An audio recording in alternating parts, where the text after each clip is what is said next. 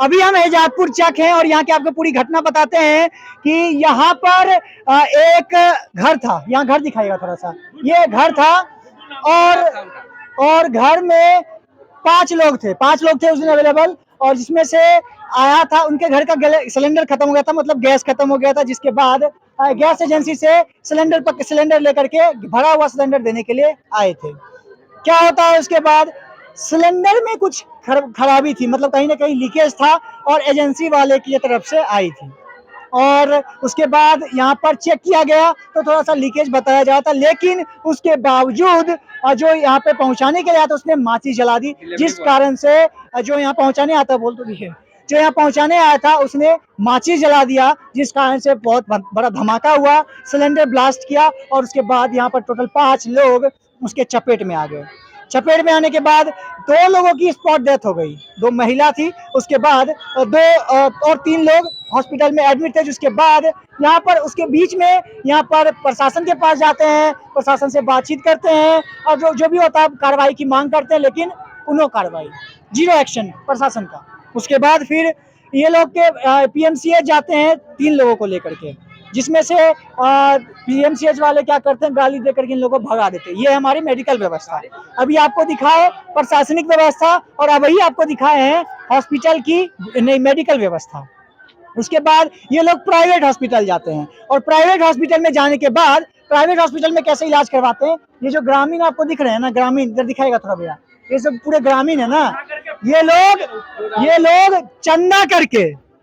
लोग चंदा करके पैसा जमा करते हैं और जाकर के फिर उनको इलाज करवाने जाते हैं। उसके बाद फिर एक की मौत हो जाती है। उसके बाद आते हैं सीओ साहब आते हैं तो उनका सब मिलकर उनको पकड़ के बंधक बनाते हैं, कहीं ना कहीं उनको बिठाते हैं कि जब तक कार्रवाई नहीं होगी तब तक हम आपको जाने नहीं देंगे। सीओ साहब क्या कहते हैं, हम लोग कोऑपरेट कर रहे हैं, हमने बातचीत भी किया, कोऑपरेट कर रहे हैं, बस इतना बोला। और इन लोगों की मांग है एसडीओ साहब जब तक नहीं आएंगे तब तक आपको जाने नहीं देंगे, क्योंकि एसडीओ साहब ही इसके बारे में कुछ बोलेंगे। और अब क्या हो रहा है, सीओ साहब का भी फोन एसडीओ साहब नहीं उठा रहे हैं।